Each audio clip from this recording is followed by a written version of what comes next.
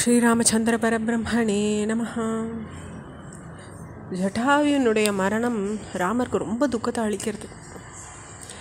சீதையை தான் அழிச்சின்னு போக அதை சீதையை காப்பாற்ற போயிட்டு இப்படி ஜட்டாயு மரணிச்சுடுத்தேன்றது ரொம்ப கஷ்டத்தை கொடுக்கறது ராமருக்கு. உலகத்தையே நான் அழிக்க போகிறேன் அப்படின்னுட்டு ரொம்ப கோபப்படுறார். அப்போது ஜட்டாயு ராமரை தடுத்துட்டு பொய்மான துரத்திட்டு போய் நீயும் லக்ஷ்மணனும் சீதையை அழுந்துட்டு அதை மற்றவா மேலே பழி சொல்கிறது நியாயம் இல்லைன்னு சொல்லி உயிரை விட்டுறது ஜட்டாயு. அப்படிலாம் அது உயிர் பிரிஞ்சோன்னா அவள் காட்டு பகுதிகளை கடந்து 2 பேரும் கிளம்புறாங்க. ஒரு பயங்கரமான மலை குகை அருகில் போகிறாங்க. பேருருவம் படைச்சுண்டு கண்டவாளெல்லாம் நடுக்க வைக்கிற ஒரு தோற்றத்தை வச்சுட்டு ஒரு அரக்கியை பார்க்குறாங்க. ராமருக்கு முன்னால் நடந்துட்டு இருந்த லக்ஷ்மணனை பார்த்து அந்த அரக்கி வா நம்ம கூடி மகிழ்வோன்னு உறக்க கூவுறாங்க. தாவி போய் லக்ஷ்மணனை இறுக அணைச்சிக்கிறாங்க. என் பெயர் அயோமுகி அப்படின்னு சொல்லிக்கிறாங்க, தன்னை அறிமுகப்படுத்திக்கிறாங்க. உன்னை கண்டு நான் ரொம்ப மயங்கிட்டேன், மலை பகுதிகள்லேயும் நதிக்கரையிலையும் நம்ம கூடி மகிழ்வோம்னு சொல்கிறாங்க அந்த அரக்கி. லக்ஷ்மணன் தன்னுடைய வாளை உருவி அவளுடைய காதுகளையும் மூக்கையும் மார்பகத்தையும் அறுத்து எறிஞ்சுடுறார். அந்த அரக்கி கதறிண்டே தான் வந்த வழியை திரும்பி ஓடிடுறாங்க. அயோமுகியினுடைய வதம் இப்படி நிகழறது. அயோமிக்கு ஓடிய பிறகு ராமரும் லக்ஷ்மணனும் மேலும் பயணத்தை தொடர்ந்து ஒரு அடர்ந்த காட்டை அடையிறாங்க. அப்போ ராமரை பார்த்து லக்ஷ்மணர் சொல்கிறாரு, என்னுடைய இடது கை துடிக்கிறது, மனசில் ஒரு கலவரம் தோன்றியிருக்கு.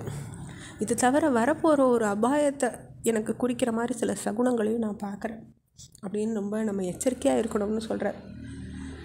இந்த சமயத்தில் ஒரு பறவை கூவித்து வரப்போகிற ஆபத்தை கடந்து நம்ம வெற்றி கொள்வோன்றதையும் நான் உணர்றேன்னு லக்ஷ்மணர் சொல்கிறார்.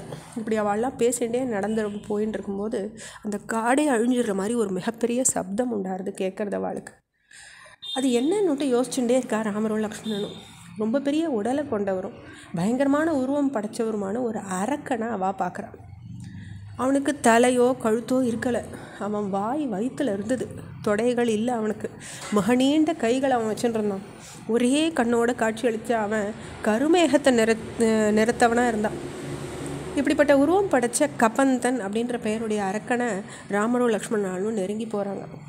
அவன் தன்னுடைய நீண்ட கைகளால் அவள் 2 பேரையும் இறுகி பிடிச்சிக்கிறான்.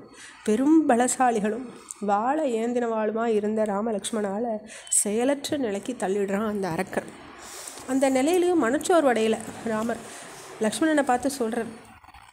அப்போ 2 பேரும் பேசிகிட்டு இருக்கும்போது ராமரை பார்த்து லக்ஷ்மணன் சொல்கிறார், இந்த அரக்கன் கிட்ட சிக்கிட்ட நாம் உயிர் துறக்க நான் துணிஞ்சுட்டேன்.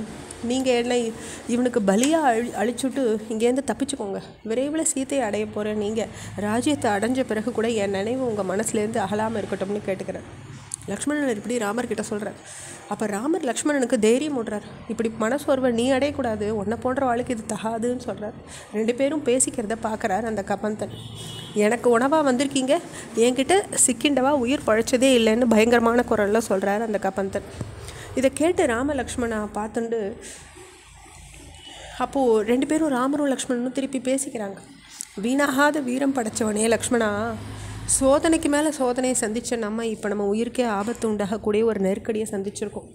விதியின் விளைவை எந்த ஜீவராசியாலையும் விளக்க முடியாது. விதியை மீறக்கூடியவன் யாரும் இல்லை. சிறந்த வீரர்களானாலும் சரி, பெரும் பலம் படைச்சவாளானாலும் சரி, அஸ்திர வித்தியில் நிபுணர்களானாலும் சரி, விதியை வெல்ல முடியாமல் மணலால் கட்டப்பட்டு அணைகள் பெரும் வெள்ளத்தில் கரையிறது மாதிரியே கரைஞ்சுடுறான் அப்படின்னு சொல்கிறார். கபந்தனை வீழ்த்துற உறுதியை தான் மனசில் வளர்த்துண்டார். லக்ஷ்மணன் சொல்கிறார், ஆயுதம் ஏந்தாத இந்த அரக்கனோட பலம் அவனுடைய கைகளில் தான் இருக்கணும், அதனால் அவன் கைகள் 2ஐயும் நம்ம வெட்டி தள்ளிடுவோன்னு சொல்கிறார். இதை கேட்ட கபந்தன் அந்த 2 பேரையும் விழுங்கிட முயற்சிக்கிறார். அந்த அரக்கனின் வலது கையை ராமரும் இடது கையை லக்ஷ்மணனும் தங்களுடைய வாளால் வெட்டி தள்ளிடுறாங்க. 8 திசைகளும் நடுங்கிற மாதிரி ரொம்ப கூச்சலிட்டு கபந்தன் தரையில் விழுந்துடுறார். ரத்த வெள்ளத்தில் கடந்த நிலையில் நீங்கள் 2 பேரும் யாருன்னு கேட்குறார் அந்த கபந்தன். அதுக்கு லக்ஷ்மணர் பதில் சொல்கிறார், ராமன்னு பெயர் கொண்டவர் இவர். இக்ஷ்வாகு குலத்தில் தோன்றினவர். இவருக்கு தம்பியான என் பெயர் லக்ஷ்மணன். பட்டத்து உரிமை பறிக்கப்பட்டு ஒரு தாயாரினால் காட்டுக்கு அனுப்பப்பட்டவாளா மனைவியோட வனத்துக்கு வந்திருக்க ராமரோட நானும் வந்திருக்கேன். வனத்தில் நாங்கள் வசிச்சுட்டு இருக்கும்போது இவருடைய மனைவி ஒரு அரக்கனால் அபகரிக்கப்பட்டிருக்கா. அவளை தேடுற முயற்சியில் நாங்கள் இங்கே வந்தோம். இப்படிப்பட்ட கோர உருவம் கொண்ட நீ யாருன்னு கேட்குறார் லக்ஷ்மணர். அவருடைய வார்த்தை மேலும் தொடர்றது. அது நம்ம அடுத்த பகுதியில் பார்க்கலாம். ஸ்ரீராமச்சந்திர பரபிரம்மணே நமஹ.